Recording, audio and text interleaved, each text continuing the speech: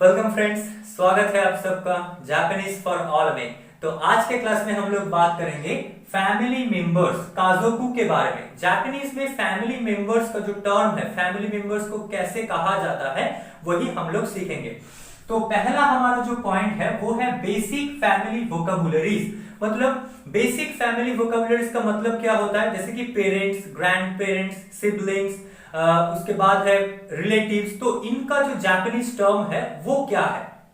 Number 1 पे आता है ही ओजी शान, great grandfather of other person. मतलब किसी और का जो ग्रेट ग्रैंडफादर है उनका जापानीज टर्म होता है ही ओजी शान। ग्रेट ग्रैंडफादर का मतलब क्या होता है, मेरा जो ग्रैंडफादर है उनका फादर, उसको कहा जाता है ग्रेट ग्रैंडफादर। तो सेम एज नंबर 2 पे आता है शो शोफू, माई ग्रेट ग्रैंडफादर। मतलब मेरा खुद का जो ग्रेट ग्रैंडफादर है उनको हम लोग कहेंगे शो शोफू।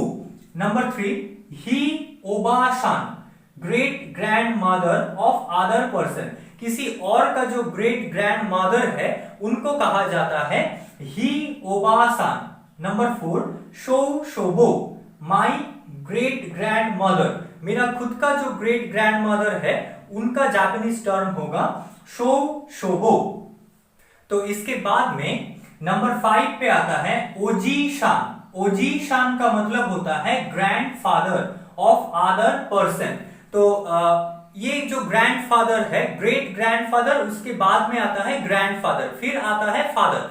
तो ग्रैंडफादर ऑफ अदर पर्सन मतलब किसी और का, मेरा नहीं है, किसी और का जो ग्रैंडफादर है उनको हम लोग कहेंगे ओजी शान। नंबर 6 शोफू, मतलब माई ग्रैंडफादर, मेरा जो ग्रैंडफादर है उनको हम लोग बोलेंगे शोफू। नंबर 7 ओबासान, grand mother of other person, किसी और का ग्रैंड मदर को कहना है ओबासान। नंबर 8 शोबो, मतलब माई ग्रैंड मदर। शोबो का मतलब होता है मेरा खुद का ग्रैंड मदर। तो नेक्स्ट नंबर 9 पे है ओतोसान। ओतोसान का मतलब होता है फादर ऑफ अदर पर्सन, मतलब किसी और के फादर का जापानीज टर्म होता है ओतोसान। नंबर 2 खुद के जो फादर है उनको कहा जाता है चीची। चीची का मतलब होता है माई फादर।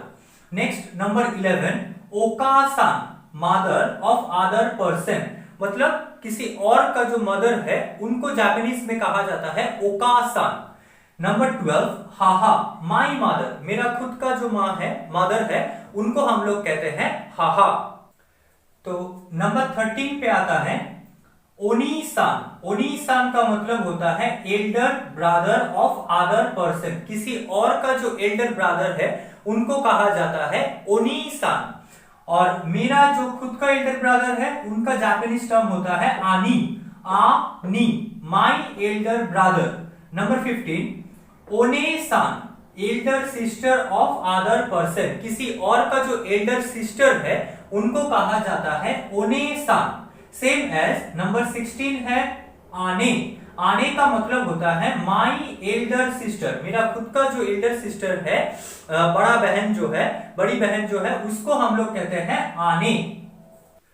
तो नेक्स्ट नंबर 17 पे आता है ओतोतोसान, younger brother of other person. Younger brother मतलब हमसे जो छोटा भाई होता है उसको कहा जाता है ओतोतोसान, किसी और का यंगर ब्रदर। नंबर 18 ओतोतो, माई यंगर ब्रदर, मेरा खुद का जो छोटा भाई है उसको जापानीज में कहते हैं ओतोतो। नंबर 19 इमोतोसान, younger sister of other person, किसी और का छोटी बहन, उसको कहेंगे इमोतोसान। और इमोतो का मतलब होता है माई यंगर सिस्टर, मेरा खुद का जो बहन है उनको कहना है इमोतो। इमोतो का मतलब होता है माई यंगर सिस्टर। तो इसके बाद में हमारा जो नेक्स्ट पॉइंट है वो है मोर वोकैबुलरीज। मतलब बेसिक को छोड़ के भी और भी कुछ जापानीज टर्म्स है जो कि फैमिली मेंबर्स को रिप्रेजेंट करता है, जिसमें से पहला है काजोकू। काजोकू का मतलब होता है फैमिली, किसी का भी फैमिली, मेरा या फिर किसी और का, उसको कहा जाता है काजोकू। नंबर 2 शो शोफू बो। देखिए शो शोफू बो का मतलब होता है ग्रेट ग्रैंड पेरेंट्स। मतलब मेरे पेरेंट्स, उनके पेरेंट्स, उनके भी पेरेंट्स, उनके भी आगे का जो पेरेंट्स है उसको कहा जाता है ग्रेट ग्रैंड पेरेंट्स। मतलब मेरा जो ग्रैंड पेरेंट्स है उनका पेरेंट्स, उनको कहा जाता है शो शोफू बो। और फिर नंबर 3 में है शोफू बो। शोफू बो का मतलब होता है ग्रैंड पेरेंट्स, मतलब मेरा जो ग्रैंड पेरेंट्स है उनको कहा जाता है शोफू बो। नंबर 4 रियोशिन और ओ या। रियोशिन और ओ या का मतलब होता है पेरेंट्स। रियोशिन और ओ या मतलब होता है पेरेंट्स। नंबर 5 क्योदाई। क्योदाई का मतलब होता है सिबलिंग्स और ब्रदर्स। मतलब क्योदाई का मतलब ब्रदर और सिस्टर, सिबलिंग्स भी होता है और स्पेशली ब्रदर्स भी होता है। मतलब 2 भाई 3 भाई, ब्रदर्स को भी जापानीज में क्योदाई कहा जाता है। तो इसके बाद में नंबर 6 पे आता है शिमाई। शिमाई का मतलब होता है सिस्टर्स। जैसे कि क्योदाई का मतलब था ब्रदर्स और सिबलिंग्स, वैसे ही शिमाई का मतलब होता है सिस्टर्स, मतलब बहनें। एक से ज्यादा बहन को कहा जाता है सिस्टर्स और सिमाई। नंबर 7 कोदोमो का मतलब होता है चिल्ड्रन। मेरा खुद का जो चिल्ड्रन है उनको कहा जाता है कोदोमो, और को का मतलब होता है चाइल्ड। और नंबर 8 में है ओको-सान। ओको-सान का मतलब होता है चाइल्ड ऑफ अदर पर्सन। किसी और के जो बच्चे हैं उनको कहा जाता है ओको-सान। नेक्स्ट है ही मागो, ग्रेट ग्रैंड चिल्ड्रन।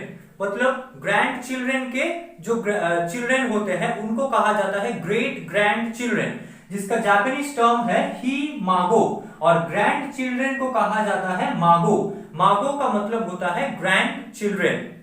तो अब हमारा जो नेक्स्ट पॉइंट है वो है terms for relatives. Means relatives का जापानीज में टर्म क्या क्या है, मतलब कौन से रिलेटिव को जापानीज में क्या कहते हैं। तो चलिए उसको देखते हैं, जिसमें से शिन शेकी। शिन शेकी का मतलब होता है रिलेटिव्स। जापानीज में शिन शेकी का मतलब होता है रिलेटिव्स। नेक्स्ट है ओजी शान। ओजी शान मतलब अंकल ऑफ अदर पर्सन्स। तो देखिए ये जो पार्ट है वो थोड़ा कंफ्यूजिंग है। क्यों? क्योंकि ओजी शान अगर हमने यहाँ पे एक चो ओन और इलोंगेशन लॉन्ग वावल को ऐड कर दिया तो इसका मतलब टोटली चेंज हो जाता है। अंकल हो जाएगा grandfather of some other person. और अगर हम लोगों ने यहाँ पे चो ओन और लॉन्ग वावल को यूज नहीं किया, मतलब ये जो जी है अगर हम लोग इसका प्रोनाउंसिएशन को इलोंगेट नहीं किया, ओनली प्रोनाउंसिएशन ओजी शान मतलब होता है अंकल ऑफ अदर पर्सन। तो सेम एज ओजी का मतलब होता है माय अंकल। ओजी का मतलब होता है माय अंकल।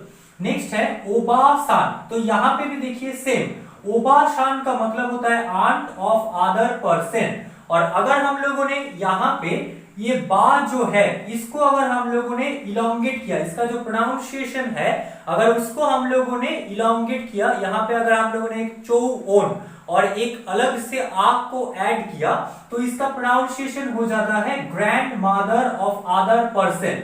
लेकिन यहाँ पे ओनली है ओबा-सान मतलब होता है आंट ऑफ अदर पर्सन और ओबा का मतलब होता है माई आंट। तो ये जो जगह है इसको थोड़ा सा हम लोगों को मतलब केयरफुल रहना है, ठीक है। तो ये थोड़ा सा कंफ्यूजिंग वाला पार्ट है। ओजी शान और ओजी शान में, और यहाँ पे ओबा-सान और ओबा-सान में। तो ये सिर्फ प्रोनाउंसिएशन का अंतर है, डिफरेंस है। प्रोनाउंसिएशन अगर थोड़ा सा भी चेंज हो जाएगा तो जापानीज में जो मीनिंग है वो भी चेंज हो जाएगा। तो नेक्स्ट में है में ओई। ओई का मतलब होता है नेफ्यू। ओ ई मतलब नेफ्यू, में ई मतलब नीस।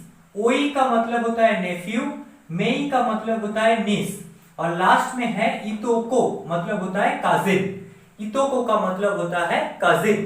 तो ये था कुछ रिलेटिव्स के जापानीज टर्म्स, मतलब अलग अलग रिलेटिव्स को हम लोग जापानीज में कैसे कहेंगे, उसका टर्म क्या है, तो वो कुछ इस प्रकार से है। तो नेक्स्ट जो हम लोग का पॉइंट है वो है terms as a married person. मतलब मैरिड लोगों के लिए, जो शादीशुदा है उनके लिए जो जापानीज टर्म जानना जरूरी है। वो टर्म क्या क्या है, जिसमें से पहला है केक्कॉन। केक्कॉन का मतलब होता है मैरिज। कीकोन, कीकोन का मतलब होता है मैरिड। अब मैरिज और मैरिड में अंतर क्या है, तो देखिए मैरिज का मतलब होता है शादी और मैरिड का मतलब होता है शादीशुदा। तो हिंदी में ये शादी और शादीशुदा आदमी, तो दोनों में जो अंतर है वही है मैरिज और मैरिड के बीच का डिफरेंस। तो नेक्स्ट है मिकॉन। मिकॉन का मतलब होता है अनमैरिड। तो सेम एज आप यहाँ पे एक और वोकैब्स भी यूज कर सकते हैं जो कि है दोकुशिन, मतलब होता है बैचलरहुड और सिंगल, दोकुशिन। रिकॉन, रिकॉन का मतलब होता है डिवोर्स, रिकॉन का मतलब है डिवोर्स। गो शू जिन, गो शू जिन, हस्बैंड ऑफ अदर पर्सन, किसी और का हस्बैंड को कहा जाता है जापानीज में गो शू जिन। तो हमारे जो हस्बैंड है, मतलब किसी का खुद का जो हस्बैंड है, उनको कहा जाता है शू जिन और ओत्तो, शू जिन और ओत्तो, my husband. Same as wife के लिए है ओकुशान, ओकुशान, वाइफ ऑफ अदर पर्सन, किसी और का वाइफ को कहा जाता है ओकुशान। और किसी के खुद का जो वाइफ है उनको क्या कहते हैं, सुमा, सुमा और कानाई, सुमा और कानाई, माई वाइफ। फूफू, फूफू, मैरिड कपल। प्रोनाउंसिएशन थोड़ा सा डिफिकल्ट है। फूफू मतलब होता है मैरिड कपल, मैरिड कपल मतलब हस्बैंड वाइफ दोनों को एक साथ में कहते हैं फूफू। मुशुको, मुशुको, मुशुको मतलब होता है सन, मुशुमे मतलब होता है डॉटर। मुशुको का मतलब है सन, किसी के भी लड़का हो सकता है, मतलब किसी के खुद का या फिर किसी और का, तो उसको कहते हैं मुशुको। तो सेम एज मुशुमे का मतलब होता है डॉटर, चाहे किसी का खुद का मतलब अपना हो या फिर किसी और का डॉटर, दोनों को कहा जाता है मुशुमे, मतलब होता है डॉटर। तो नेक्स्ट है चौनान। चौनान का मतलब होता है एल्डेस्ट सन, मतलब सबसे बड़ा लड़का, घर का सबसे बड़ा लड़का, उसको जापानीज में कहा जाता है चौनान। और चौजो मतलब एल्डेस्ट डॉटर, घर का सबसे बड़ी लड़की, उसको कहा जाता है चौजो। सेम एज जीनान का मतलब होता है सेकेंड सन, उसके बाद सबसे बड़ा जो है उसके बाद में जो लड़का है उसको कहा जाता है जीनान। तो लड़की के लिए सेम जीजो, जीजो का मतलब होता है सेकेंड डॉटर। और शु एक को, देखिए सु ए और यहां पे एक शोकुओन को यूज किया गया है, स्मॉल फ्रंट ऑफ सु। शु एक को का मतलब होता है यंगेस्ट चाइल्ड, सबसे छोटा जो बच्चा है घर का। तो चाहे वो लड़का हो या फिर लड़की हो, दोनों के लिए ही जो जापानीज टर्म यूज होता है वो सेम है, वो होगा शु एक को, शु एक को, यंगेस्ट चाइल्ड। तो नेक्स्ट में जो आता है ना, वो वाला जो टर्म है, जैसे कि गिरी नो डैश, डैश इन लॉ, तो ये जो टर्म है जापानीज में, इसको यूज किया जाता है हमारे जो ससुराल होते हैं, मतलब हम लोग जिससे शादी करते हैं तो उसके जो घर वाले हैं, ठीक है, तो उनको जापानीज में क्या कहेंगे, तो देखिए उसको कहा जाता है गिरी नो चिची। जैसे कि ये जो ब्लैंक वाले जगह है, वहां पे अगर हम लोगों ने फादर, फादर का जापानीज टर्म क्या होता है, वो है चिची। तो गिरी नो चिची का मतलब होता है फादर इन लॉ, मतलब मेरा ससुर, ठीक है। तो उनके जो फैमिली है, मतलब हमारे जो ससुराल है, उनके जो फैमिली मेंबर्स है, उनको जापानीज में कहा जाता है गिरी नो चिची, फादर इन लॉ। गिरी नो हाहा, मदर इन लॉ। जैसे हाहा का मतलब होता है मदर, तो वैसे ही गिरी नो हाहा का मतलब होता है mother in law. Same as गिरी नो आने और गिरी नो इमोतो, मतलब सिस्टर इन लॉ। तो जो सिस्टर है वो अगर हमसे उम्र में छोटी है तो हमें यूज करना है गिरी नो इमोतो, और अगर हमसे वो बड़ी है तो उस टाइम हमको यूज करना है गिरी नो आने। तो गिरी नो आने और गिरी नो इमोतो का मतलब होता है सिस्टर इन लॉ। तो सेम एज गिरी नो आनी और गिरी नो ओतोउतो का मतलब होता है ब्रदर इन लॉ। तो जो भाई है वो अगर हमसे उम्र में छोटा है तो हमें यूज करना है गिरी नो ओतोउतो। सेम एज अगर हमसे उम्र में बड़ा है, जो भाई है वो अगर हमसे उम्र में बड़ा है तो उस टाइम हमको यूज करना है गिरी नो आनी का मतलब होता है ब्रदर इन लॉ। तो ये था कुछ टर्म मैरिड पर्सन्स के लिए, मतलब शादीशुदा जो आदमी है या फिर औरत है उनके लिए जापानीज में क्या क्या term as a family member के तौर पे यूज होता है वो हम लोगों ने सीखा देखा। तो अभी चलिए बात करते हैं कुछ कैजुअल टर्म्स के बारे में। जापानीज फैमिली मेंबर्स में यूज होने वाले कुछ कैजुअल टर्म्स। तो ये जो पॉइंट है वो है informal terms of family members. Informal क्यों है? क्योंकि हम लोग इसका इस्तेमाल जापान में इसके इस्तेमाल हर जगह में नहीं होता है, सिर्फ घर के अंदर या फिर नेटिव जापानीज स्पीकर ही इसका इस्तेमाल करते हैं। जिसमें से पहला है ओजी चान। ओजी चान का मतलब होता है माई ग्रैंडफादर। तो हम लोगों ने थोड़ी देर पहले ही देखा है कि सोफू का मतलब होता है माई ग्रैंडफादर, जो कि फॉर्मल है, और इनफॉर्मली हम लोग यूज कर सकते हैं ओजी चान। क्यों? क्योंकि ये जो ऑनरिफिक है, जो चान, ये जो ऑनरिफिक है इसको यूज किया जाता है स्पेशली लड़कियों के लिए, और जो बिलावेड पर्सन होता है, मतलब जिससे हम लोग बहुत ज्यादा प्यार करते हैं, जिससे हमारा रिलेशन बहुत क्लोज होता है, उनके नाम के साथ में हम लोग एज ए सफिक्स इस चान, इस ऑनरिफिक को यूज कर सकते हैं जापानीज में। ठीक है, तो इसके बारे में हम लोगों ने एक अलग से वीडियो बना रखा है, तो उस पे जाके आप लोग इसको देख सकते हैं कि जापानीज में ऑनरिफिक्स जो है वो क्या क्या होता है, किस किस टाइप का ऑनरिफिक्स जापानीज में यूज किया जाता है। तो चलिए देखते हैं नंबर 2 में क्या है। ओबा चान। ओबा चान का मतलब होता है माई ग्रैंड मदर। तो सेम एज जैसे कि शोबो का मतलब होता था माई ग्रैंड मदर फॉर्मली, तो इनफॉर्मली कहा जाता है ओबा चान, my grand mother. Same as ओतो चान मतलब माई फादर। तो यहां पे भी चीची का मतलब होता है फॉर्मल फादर, और ओतो चान का मतलब होता है माई फादर इनफॉर्मल। ओका चान मतलब होता है माई मदर। ओका चान माई मदर इनफॉर्मली। ओनी चान माई एल्डर ब्रदर। ओनी चान माई एल्डर ब्रदर, और ओने चान मतलब my elder sister. One Chan my elder sister. तो बेसिकली इन्हीं फैमिली मेंबर्स को इनफॉर्मली मतलब इनका ही टर्म होता है इनफॉर्मल। बाकियों का जो टर्म है वो सेम ही रहता है, उतना मतलब चेंजेस नहीं होता है। तो ये जो इनफॉर्मल वे है इसको केवल जो नेटिव जापानीज स्पीकर्स है वही इसको यूज करते हैं इनफॉर्मल, मतलब घर के अंदर, बाहर मतलब उतना इसका यूजेस नहीं होता है। तो जिसको शिनचैन का शौक है, मतलब जो शिनचैन देखता है, तो उनको मतलब ये जो टर्म है वो बहुत ज्यादा फैमिलियर लगेगा, क्योंकि शिनचैन वाले जो एपिसोड होता है, जो कार्टून होता है, उसमें शिनचैन जो है वो इसका यूजेस बहुत ज्यादा करता है। तो ये था कुछ informal terms of family members. तो नेक्स्ट हम लोग बात करेंगे how to ask questions about family in Japanese.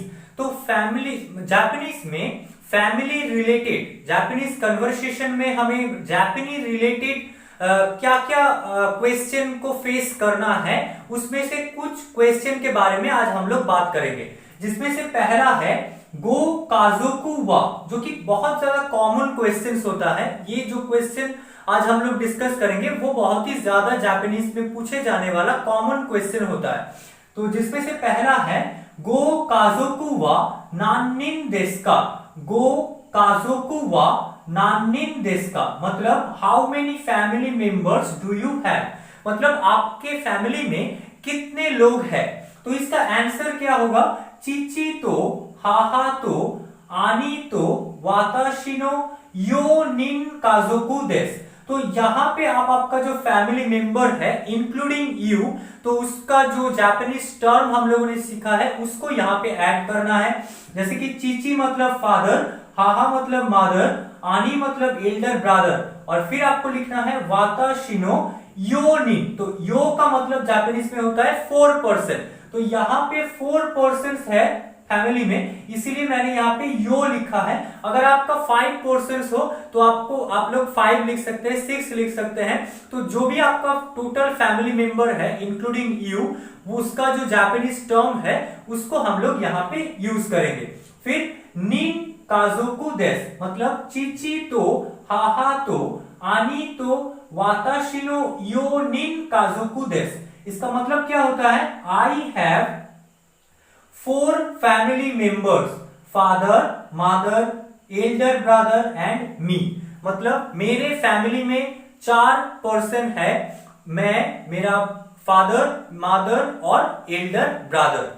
तो नेक्स्ट जो मोस्ट कॉमन क्वेश्चन है वो है क्योदाई गा इमास का, do you have any siblings? आपके कोई भाई बहन है क्या? उसका आंसर में हाई वाताशी वा आने तो आनी गा इमास, yes I have an elder brother and elder sister. तो यहाँ पे आपके जो भाई बहन है तो उसका जो जापानीज टर्म है, अगर वो छोटा है उम्र में या फिर बड़ी है उम्र में या फिर छोटी है उम्र में, तो जो भी है उसका जो जापानीज टर्म होगा उसको आप यहाँ पे ऐड कर सकते हैं और फिर लास्ट में आएगा गा इमास। तो सेम है, अगर आपके कोई भी भाई बहन नहीं है, अगर आपके फैमिली का एक ही चाइल्ड है, मतलब ओनली चाइल्ड है, ओनली सन या फिर ओनली डॉटर है, तो उस टाइम आपका आंसर होगा ये वाताशी वा हितोरी मुसुको। अगर आप ओनली सन है फैमिली का तो आपको यूज करना है ये वाताशी वा हितोरी मुसुको देस। और अगर आप ओनली डॉटर है तो उस टाइम यूज करना है ये वाताशी वा हितोरी मुशुमे देस, क्योंकि हितोरी मुशुको का मतलब होता है ओनली सन, हितोरी मुशुमे का मतलब होता है ओनली डॉटर। इसका मतलब क्या है? नहीं, मैं अपने घर में अकेला हूं, मतलब मेरा कोई भाई बहन नहीं है। मतलब no I am the only son और no I am the only daughter. तो नेक्स्ट जो मोस्ट कॉमन वाला मतलब क्वेश्चन होता है वो मैरिड पर्सन के लिए होता है, मतलब मैरिड कपल्स के लिए होता है। वो है कि कौन शीते इमास का, मतलब आर यू मैरिड?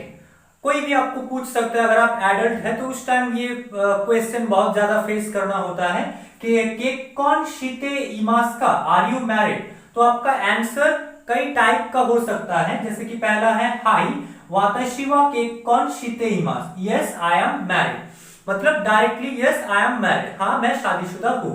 तो नेक्स्ट हाई, एक और तरीके से भी आप इसका आंसर दे सकते हैं, जैसे कि हाई सुमातो कोदोमो गा शान्निन इमास। तो इस जगह पे आप अगर आप शादीशुदा है, अगर आपके बच्चे हैं, तो नंबर ऑफ चिल्ड्रेन का जो नंबर है, मतलब आपके जितने बच्चे हैं वो नंबर आप यहाँ पे इंटर कर सकते हैं और फिर कह सकते हैं हाई सुमातो कोदोमो गा डैश निन इमास, yes I have a wife and 3 children. जैसे कि मैंने यहाँ पे 3 लिखा है, इसीलिए यहाँ पे मैंने 3 को मेंशन किया है। तो आप लोग आपके जो नंबर ऑफ चिल्ड्रेन है उसको यहाँ पे ऐड कर सकते हैं। तो जो आदमी अभी तक मैरिड नहीं है उनके लिए आंसर होगा ये वाताशी वा मादा दोकुशिन देस, मतलब no I am still single. ये वाताशी वा मादा दोकुशिन देस, no I am still single. तो क्वेश्चन हमारा एक ही है कि कौन शीते इमास का, आर यू मैरिड? तो एक ही क्वेश्चन का आप अलग अलग आंसर दे सकते हैं, आपके जो सर्कमस्टेंसेस है उसके हिसाब से, उसके ऊपर डिपेंड करके आपका जो आंसर है वो चेंज हो जाएगा। तो नेक्स्ट जो फैमिली मेंबर रिलेटेड सबसे कॉमन क्वेश्चन है वो है गो रियोशिन वा ओगेनकी देस का, हाउ आर योर पेरेंट्स? इसका आंसर होता है हाई चिची तो हाहा वा गेनकी देस, yes my father and mother are doing well. मतलब आपको जब कोई पूछे कि आपके पेरेंट्स कैसे हैं, तो उस टाइम आपका आंसर होगा हाँ वो दोनों अच्छे हैं। तो फ्रेंड्स आज के लिए इतना ही, उम्मीद करता हूं आपको ये समझ में आया है।